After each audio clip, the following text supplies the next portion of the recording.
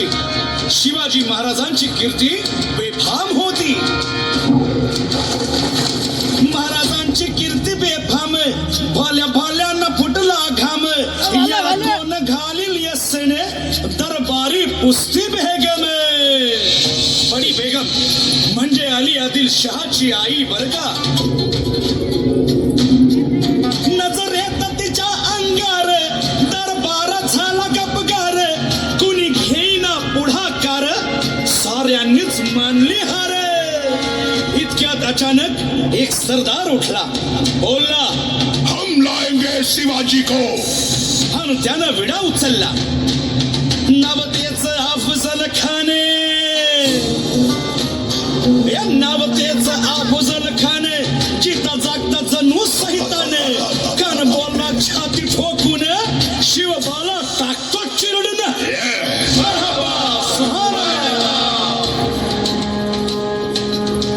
कौतिक झाले दरबारात, खान निघाला मोठ्या गुरमीत.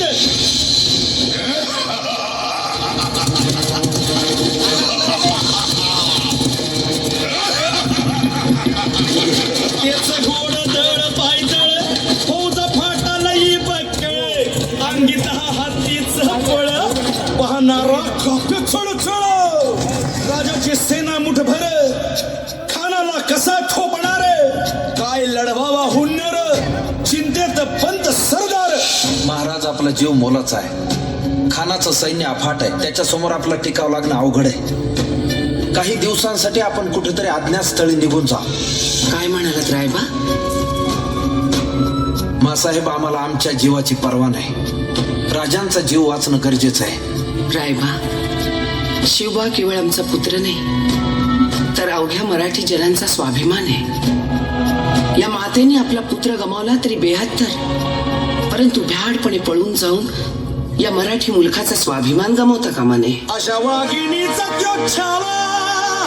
बाळासाहेब आपला पुत्र आणि मराठी मुलकाचा स्वाभिमान विजयी टिळा लावूनच परत अशा वाघिणीचा त्यो छावा. तथास्तु. गनिमाला कसा ठेचावा, डोक्यात नेहमी कावा. भेटीचा धाडला सांगावा.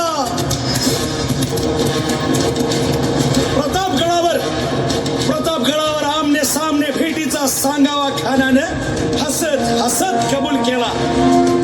दिवस ठरला आणि ठरल्याप्रमाणे प्रतापगडच्या पायथ्याशी खान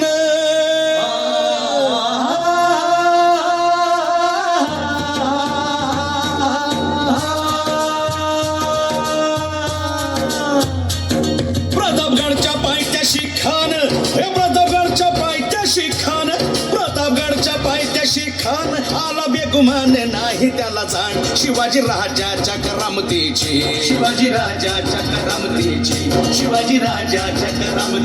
अन त्यासे नाही जाणीव शेतीची. अन करील काही कल्पना युक्तीची.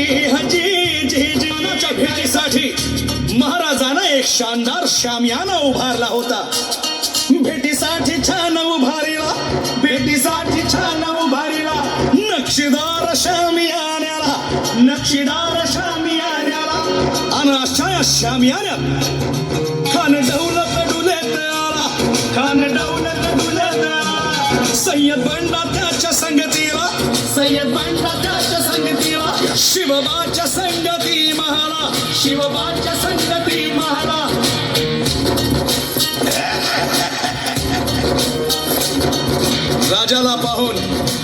राजाला पाहून खान म्हणतो कसा,